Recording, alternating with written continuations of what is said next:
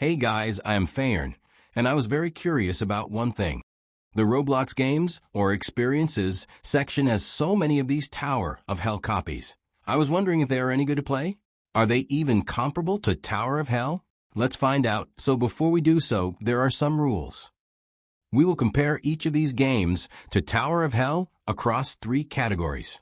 Design. This includes the game's overall visual quality, art style, user interface, UI, animations, and overall presentation. Difficulty. This measures how challenging it is to complete a tower, taking into account the obstacles, mechanics, and overall level of skill required. Progression. This evaluates how rewarding the game feels. Does it provide a sense of growth through unlocks, upgrades, achievements, or other rewards that keep you motivated to play? Anyways, our first game will be Tower of Jump. Yeah, here we are in the game, and what the heck was that guy doing with his head? I guess he got a free headless. Let's start the tower.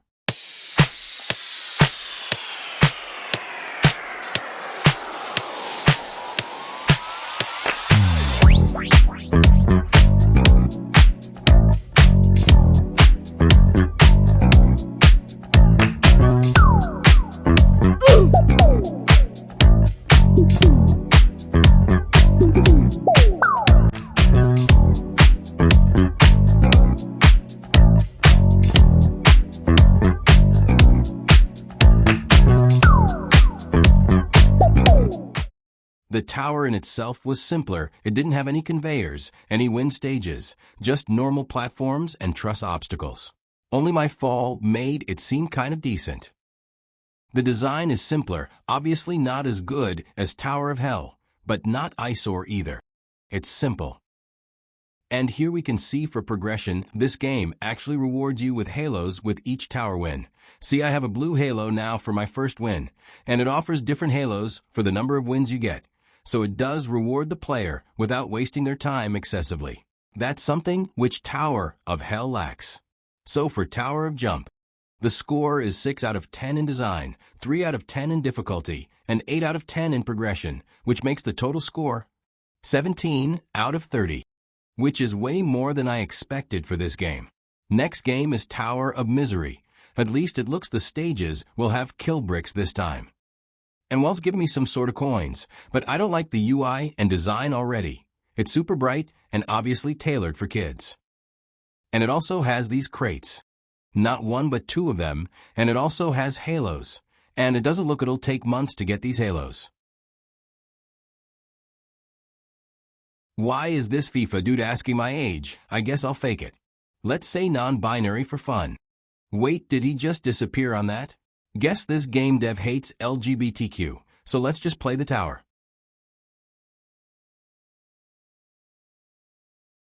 Okay, it's started.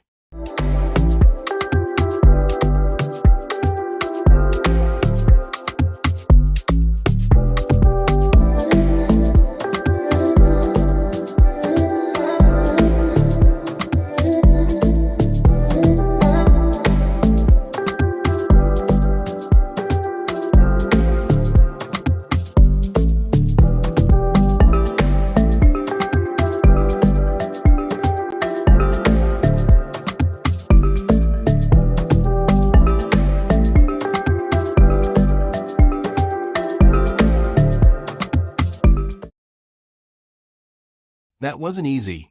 I like how the stages were not direct copies from Tower of Hell.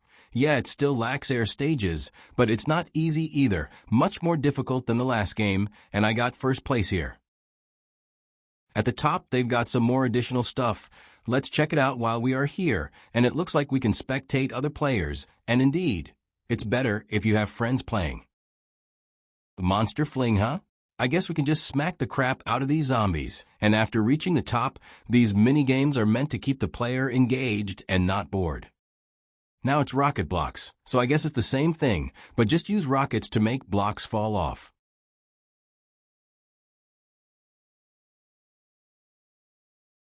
I launched one of those rockets for the moon. Anyways, let's see what more there is.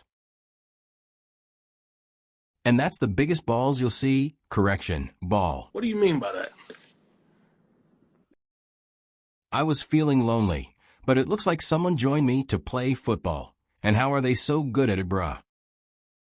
It's like they know how the ball physics works. There's no point in defending anymore. I'll take the own goal, because this ball doesn't want to move when I interact with it. Yeah, I lost 1-0 to a bot.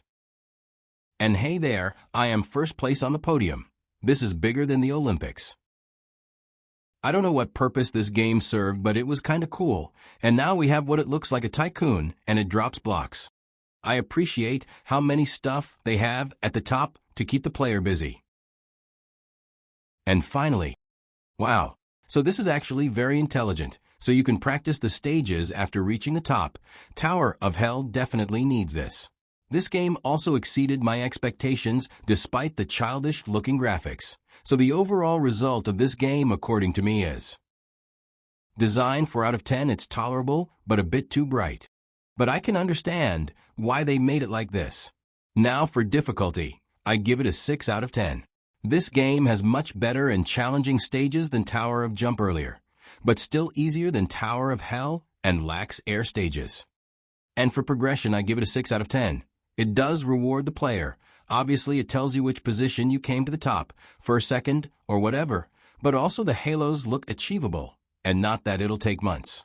And also, I'll give this game bonus points for the mini-games it has at the top and the practice tower for any stage. Due to that alone, I'll give it +3, since reaching the top doesn't mean the player will be bored. So the total score of Tower of Misery with 3 bonus points is 19 out of 30, and now let's move to the final game. So this is Tower FL. It even sounds like Tower of Hell, and the stages look eerily similar. Let's play this one. The other games tried to be unique, but this looks exactly like Tower of Hell. And that isn't a bad thing. And so far this game has the most accurate design to it. Nothing is too bright, and it's just about right. I'm about to clear this tower in my sleep.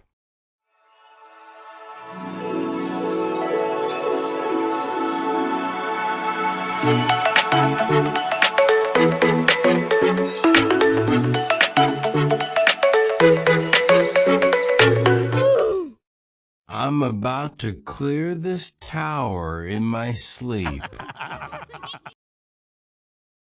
Yet don't ask me what happened there with that might choke I did.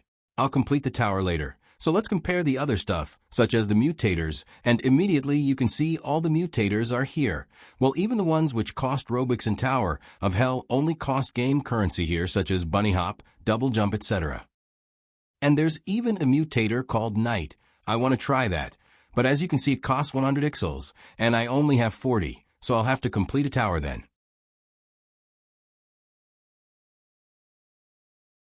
And just like in Tower of Hell, this game has tons of effects, and even a member tag, but I don't see any halos. I guess they replaced it with stars, thing which I don't know what it does. Settings, it looks much more flexible. You can obviously change the kill brick color, as you can see here. It's looking disco right now.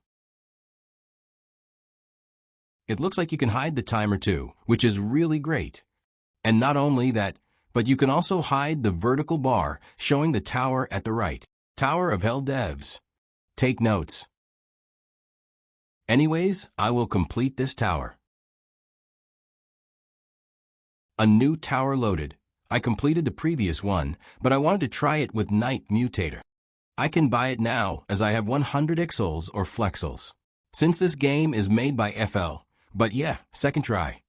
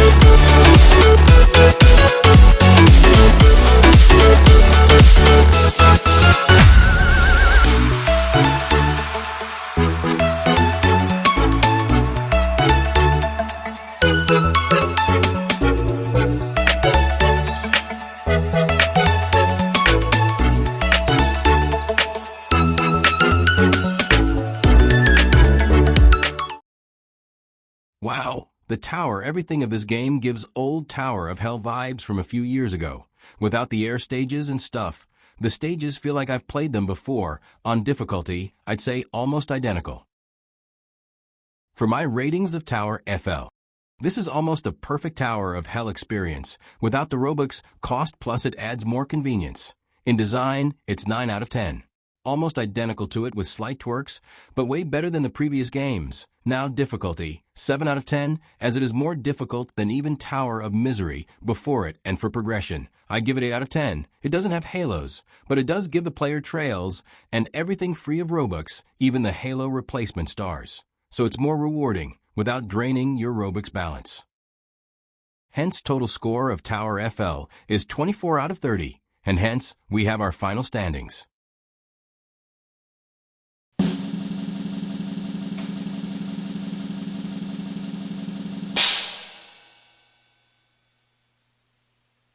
So Tower FL is our winner. All 3 games were much better than anything I expected. This was an amazing video to make. Make sure to like and subscribe.